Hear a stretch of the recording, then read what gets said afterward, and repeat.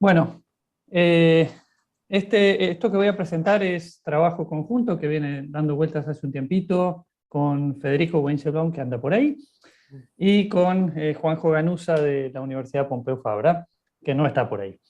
Eh, Me pareció que el mejor uso de los 15 minutos es motivar mucho la pregunta y hablar de los resultados más que del modelo, así que espero que eso sea útil. La motivación perdón, la motivación está relacionada con el título del trabajo, que es algo que me estaba salteando. Y hablamos de renegociación y discriminación o tratamiento no igualitario, en ese sentido discriminación, en subastas, en licitaciones simétricas o anónimas. Espero que ese título quede un poquito claro, más claro con la motivación. La motivación central que tenemos parte de algunos fenómenos que se observan en licitaciones. Uno de ellos, en el que trabajamos bastante con Federico desde hace un tiempo, es lo que llamamos favoritismo. ¿Qué es aquello a lo que llamamos favoritismo? Es hablar de situaciones en las que quien organiza la licitación, el comprador, por ejemplo, el sector público, no está indiferente entre la posibilidad de que gane uno de los proveedores potenciales u otro de los proveedores potenciales. Tiene preferencias sobre los proveedores potenciales, le interesan más algunos que otros. En el sector público eso tiene muchas manifestaciones en un montón de países en términos, por ejemplo, de tratar más favorablemente o de la voluntad de tratar más favorablemente a proveedores domésticos que a proveedores extranjeros o a firmas pequeñas, o en algunos países a firmas con propiedad de minorías. Hay un conjunto de motivaciones de ese tipo, pero también en el sector privado uno puede ser un comprador dentro de un grupo económico y también tener un interés particular en que su proveedor sea otra firma del mismo grupo económico, si es que eso es posible y no una firma independiente. Cuando existe esto, de por alguna razón tener esas preferencias, una consecuencia que naturalmente surge es que el mecanismo que voy a usar, la licitación que voy a usar, el proceso licitatorio, no sea anónimo, no sea lo que el título del trabajo llama simétrico. ¿Sí? Entonces, las manifestaciones que suelen observarse, algunas muy claramente y completamente legales, son, por ejemplo, preferencias de precios. En muchas legislaciones, si un proveedor doméstico va a perder la licitación con un proveedor extranjero, el proveedor extranjero tiene que tener una oferta más conveniente para el comprador en un cierto porcentaje mínimo. ¿Sí? Entonces, y existen otras variantes que por cuestiones de tiempo por ahí no ejemplifico. ¿Sí? O sea, hay un tratamiento no igualitario. Ahora, en muchas instancias, particularmente en el sector público, la discriminación no se permite. ¿Sí? Las licitaciones deben ser, se impone que sean, por un montón de razones, anónimas. ¿Sí? Un caso en el que esto centralmente pasa es cuando uno tiene un conjunto de autoridades públicas a un cierto nivel y autoridades públicas a un nivel superior que le imponen estas restricciones a quienes llevan a cabo las licitaciones. Por ejemplo, la Unión Europea, la Unión en su conjunto estaría interesada que cada país, que cada unidad que forma parte de la Unión no tratara de manera diferente a proveedores según sean domésticos o extranjeros dentro de la Unión. Le interesaría que hubiera un marco común en la Unión. ¿Sí? Entonces, ese nivel superior de regulación le impone al nivel inferior un tratamiento igualitario. ¿Sí? Las licitaciones tienen que ser anónimas, las reglas no pueden depender de la identidad, quién gana y cuánto paga o cuánto cobra, no puede depender de la identidad de quien hizo una oferta, sino solamente de la oferta tratada anónimamente. Esto, para mencionar dos ejemplos, mencionaba recién el de la Unión Europea, hay toda una trayectoria en el marco de la Unión Europea en tratar de eliminar barreras en todas las formas de comercio, pero en particular también en las contrataciones y las licitaciones públicas, en términos de reglas sanitarias, en términos de reglas técnicas y en términos de tratamiento a los oferentes en licitaciones. Y la Organización Mundial de Comercio, existe, en el marco de la Organización Mundial de Comercio, existe el Government Procurement Agreement, que intenta, para quienes forman parte de ese acuerdo, generar condiciones de tratamiento igualitario. Su objetivo central es tratar de que las compras públicas de bienes y servicios sean compras cuyos resultados no estén influidos por si un proveedor pertenece a uno de los países firmantes del tratado o a otro de esos países. ¿Está bien? Entonces tenemos tal vez un comportamiento con favoritismo, unas preferencias de quien hace la compra pública que incluyen favoritismo. Me interesaría a mí tratar de manera distinta a unos versus a otros, pero las regulaciones a veces no lo permiten. Una motivación para por qué terminamos trabajando en esto es que pareciera ser que si las reglas que intentan uniformar el tratamiento a los oferentes tienen como objetivo generar una provisión más pareja entre quienes lo hacen domésticamente y quienes lo hacen a partir de firmas extranjeras, parece que no tiene mucho éxito. ¿Sí? Entonces, por ejemplo, tomando un estudio de la Unión Europea en el 2011, el 1,6% de los contratos en el marco de la Unión, hablando de licitaciones públicas, se otorgaba a proveedores extranjeros, y eso cubría solamente el 3,5% del presupuesto asignado a esos proyectos. Y un estudio de Herzi, Varela y Irimia del año 2017, publicado en el año 2017, usó datos de una colección enorme de contrataciones públicas europeas, y para no pasar mucho tiempo en esto, hizo... el resultado de su estimación fue que que para las contrataciones, para una contratación dada, en promedio, una firma doméstica es 900 veces más probable que gane que una firma extranjera.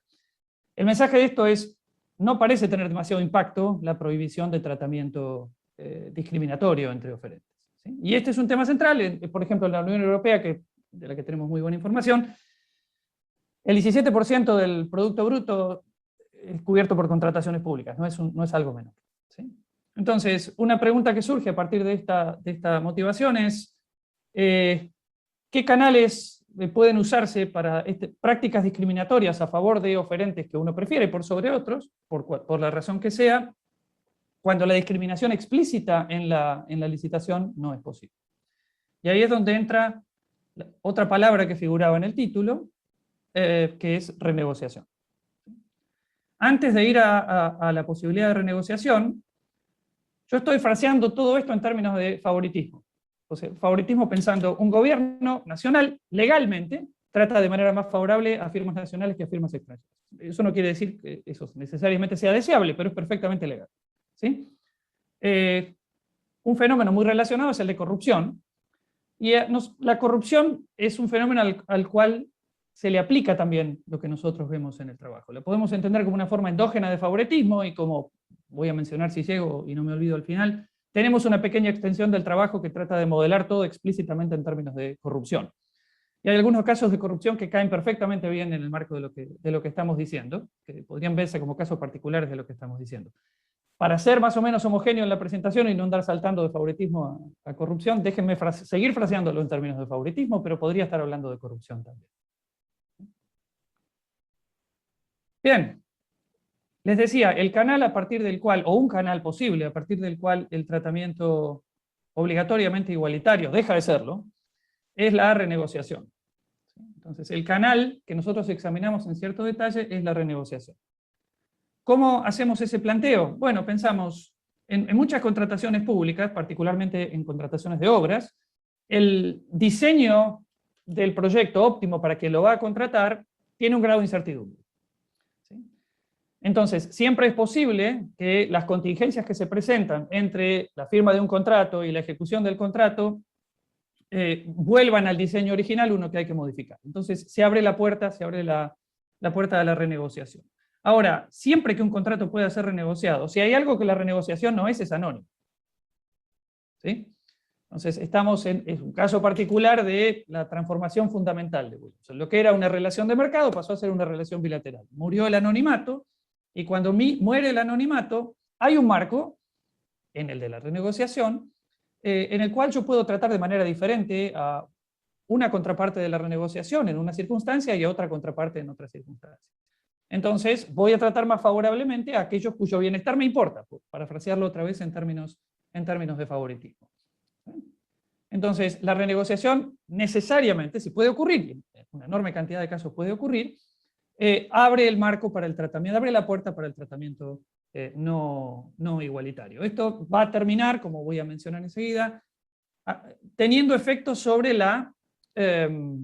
subasta original, porque si yo soy una firma que sé que va a tener un tratamiento un poquito más favorable en una renegociación posible si llega a ocurrir, eso termina operando como una ventaja de costos. Y termina haciendo que una subasta o una licitación que era anónima originalmente, por más anónima que sean los papeles, no lo sea en la práctica. Y esto ya es básicamente los resultados que vamos a conseguir, con uno adicional, que es el siguiente. La probabilidad de renegociación también es el resultado de algunas decisiones. En particular, podemos tomar al contrato que se licita como un contrato necesariamente incompleto. Ahora, ¿cuán incompleto es ese contrato? Es en parte una decisión de quien hace la compra.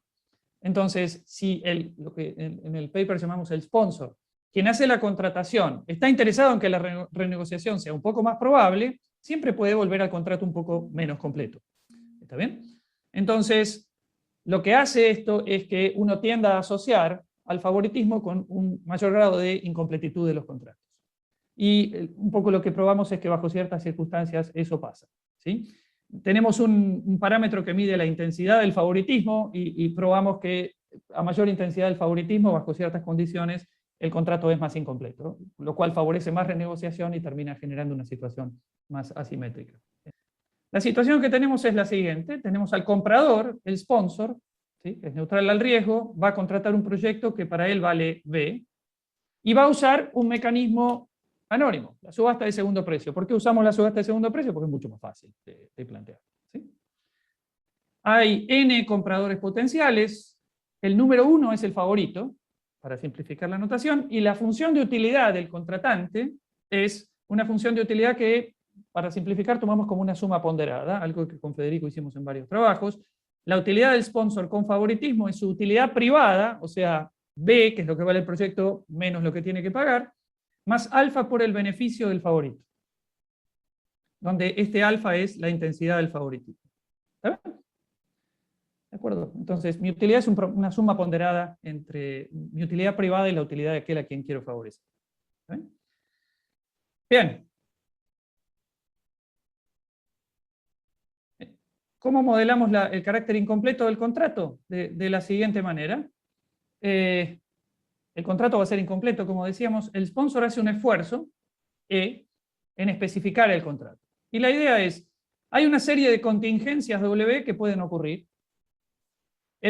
Las contingencias WCDE se anticipan en el contrato. O sea, si ocurre una contingencia en WCDE, el contrato no tiene que ser renegociado. Ahora, si el sponsor pone más esfuerzo en en especificar el contrato, cubre un conjunto de contingencias mayor. ¿Está bien? Entonces, me esfuerzo más en especificar el contrato, cubre un número de contingencias mayor, la renegociación es menos probable. Y tomamos un costo de esfuerzo en la especificación del contrato. Básicamente, para simplificar, el esfuerzo que yo ponga en especificar el contrato va a ser la probabilidad de que el contrato no tenga que ser renegociado. Entonces, 1 menos ese esfuerzo es la probabilidad de que el contrato sea renegociado. Luego de la subasta, pero antes de la ejecución del contrato, se revela el verdadero estado de la naturaleza. Y si el verdadero estado de la naturaleza fue anticipado, no hay que renegociar. Si no fue anticipado, hay que renegociar. ¿Está bien? Esa es la forma de especificar el carácter incompleto del contrato. El juego tiene 3 etapas. Primero, la que acabo de describir, el sponsor especifica el contrato. En la segunda etapa ocurre la subasta, y en la tercera, si hay renegociación, si tiene que haber renegociación, o sea, si ocurre una contingencia no anticipada, se renegocia.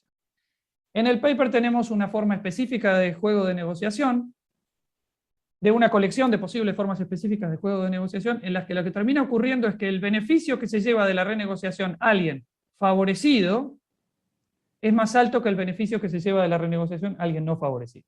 Déjeme no entrar en detalles ahí, eso está en el paper.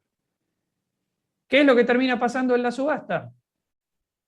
Lo que termina pasando en la subasta es que la diferencia entre el beneficio esperado que se lleva en la renegociación, el favorito, y el beneficio esperado que se lleva en la renegociación, alguien que no es favorito, o sea, la diferencia en cuánto esperamos ganar si hay renegociación, según nuestra identidad, se convierte en una ventaja de costos.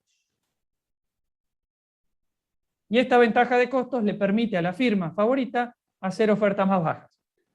¿sí? Pujar mejor en la licitación. ¿De acuerdo? Esto lo paso muy rápido para ir al resultado que está en la pantalla siguiente y casi terminar. Lo que termina ocurriendo es que, imagínense esta caja, este es el costo del no favorito, este es el costo del favorito. Si no hubiera favoritismo, el favorito ganaría solo si su costo es menor que el del rival. ¿Sí? ¿De acuerdo? Y eso ocurre en la región 1 y perdería en las regiones 2 y 3. Cuando hay favoritismo, hay una región 2 en la que cambia el resultado. ¿Sí? Hay realizaciones de costo para las cuales gana el favorito, para las que no hubiese ganado. ¿Está bien? O sea, se genera una ineficiencia, de hecho, porque gana aun cuando no sea el proveedor de mínimo costo. O sea, más favoritismo tiene una ventaja superior, algo análogo a una ventaja de costos en la subasta. Como lo que le confiere la ventaja de costos en la subasta, como describía, es la renegociación, lo que comprobamos, y este gráfico es un ejemplo dentro del marco más específico del modelo que hay en el paper, la renegociación es favorecida por el sponsor cuando hay más favoritismo. O sea, si yo tengo una mayor intensidad del favoritismo en el sentido de importarme más, podría ser corrupción esto, el bienestar del oferente 1, lo cual implica que alfa, que es el parámetro que medía esa intensidad, que varía en el eje horizontal, es mayor, yo voy a especificar óptimamente el contrato en menor medida.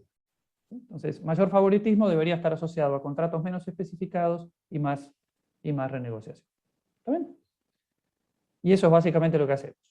Hay un par de extensiones en el paper, por ejemplo, un modelo más explícito de colusión, ver qué pasa cuando tengo capacidad de compromiso, si estoy mejor o peor que sin esa capacidad de compromiso a renegociar anónimamente, y alguna recomendación de política estilo el impacto que tienen regulaciones que normalmente se usan poniendo un techo a los sobrecostos que surgen de las renegociaciones en los contratos. Pero la idea central es la que espero haber transmitido en estas pantallas.